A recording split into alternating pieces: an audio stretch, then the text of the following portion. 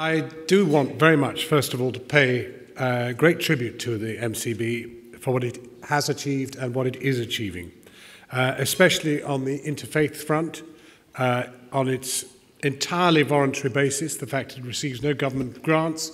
You know, most NGOs, they find themselves in the end in receipt of something, but you're in receipt of nothing except your own voluntary contributions, and that is a great thing. But I also want you to aid my friend Shahida in the membership drive. There are people here who are not yet signed up, and she's very keen to buttonhole you. So look out for her. She's on the warpath. I genuinely feel I'm amongst friends. I do, in fact, know quite a few people here. I come across them in one guise or another. Islamic Relief, for example, which I was very pleased to speak at. Muslim Aid, I'm very pleased to be here on a platform flanked by their poster there. I think we in the media have plenty to think about in regard to our reporting of events. I was very interested in the report into the Trojan horse allegations about the Birmingham schools. And what was interesting about the report was that it had much more to do with administrative confusion than it had to do with anything about radicalization. And yet, of course, the media gave the original story very much more coverage than, of course, the findings of the report. Now, of course, the findings of the report were rather complex, but nevertheless, I think we have to be much more even-handed in the way in which we approach these things. And I think the media is often unaware of how it can, to some extent, really bend the sense in which people receive communities in our country. And the Muslim community is an enormously important one. And I must say, I want to support Rashanara Ali in pushing for people to register to vote. We really do need to get the Muslim community voting in this next election. It will be a pivotal vote, a very, very important vote, and there are many, many constituencies that are really very considerably affected by that vote, and it is democratically right that the people in those constituencies do vote, and very often there's a failure to get people adequately registered.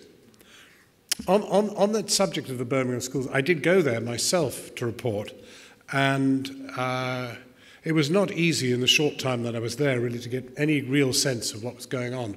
But I must admit to one worry, which is that, and I speak as the son of a bishop, so I'm in that sort of business.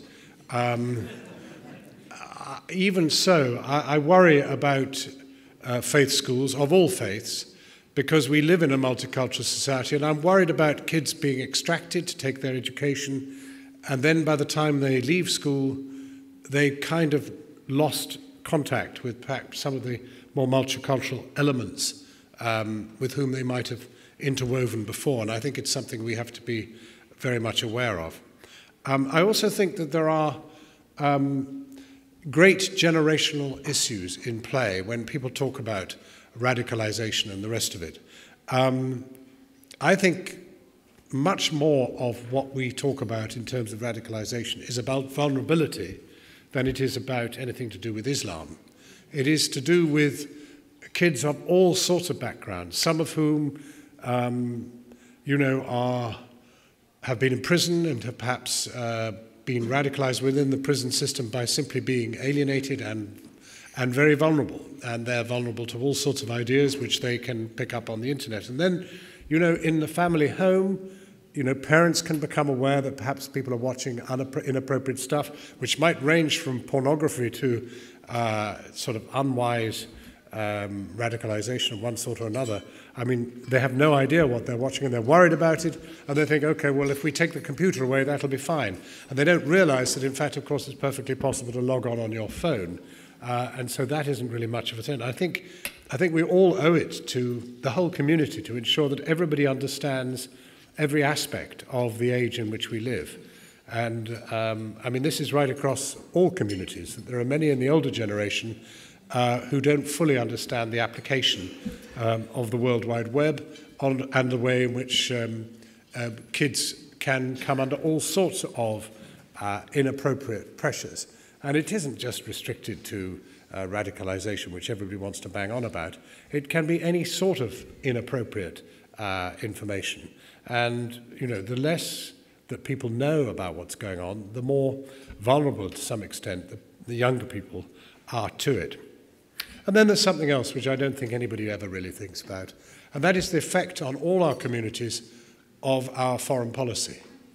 And we've really emerged now from two international events which did not go well, either Afghanistan or Iraq. Iraq particularly, there was, very sane people are now accepting that it really was not a great idea.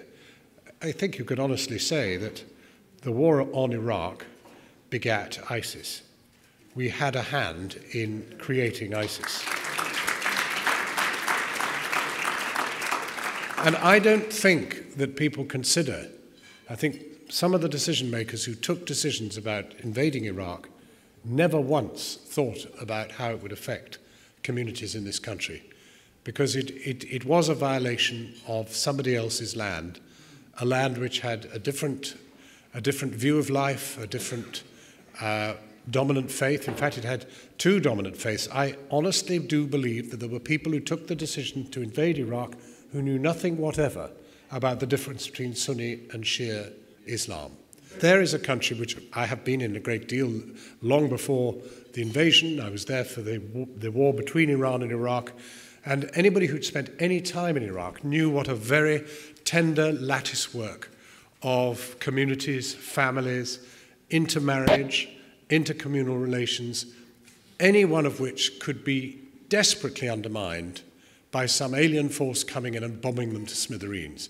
It seems to me that a natural consequence of that was bound to be some violent extremism, and that's exactly what happened. And therefore we have to bear a very considerable element of responsibility for what's happened since. And I don't think we discuss that nearly enough. We need to discuss the consequences of what we as a country do, and the next time, and pray God there is no next time, we really need to consider the effect on our own communities. And I haven't even begun to mention Libya, a country which has been absolutely blown to pieces by the decision by European powers, Britain included, France included, to bomb the place. It did not end well. So we have these three conflicts in which we have played a pretty key element in bringing about the confusion which exists now. And then, of course, not necessarily directly related to us, there are the events in Gaza, for example. And they were played out both on the social network and within the conventional media. And inevitably, young people looking in, who possibly didn't know anything about the antecedents of all this, will be absolutely horrified at what's happening and will find it very difficult to make sense of it, and very difficult to make sense of anything less than what Andy Burnham spelt out, which was a determination by the international community to resolve this crisis. After all, the international community eventually created the State of Israel. They have every obligation to create a state of Palestine. There's just no question about it. So I've talked for far too long and probably said lots of unwise things, but what I would say is that I'm very proud to be here amongst friends from the MCB, and I really wish you well in the year to come. Thank you very much. Assalamu alaikum.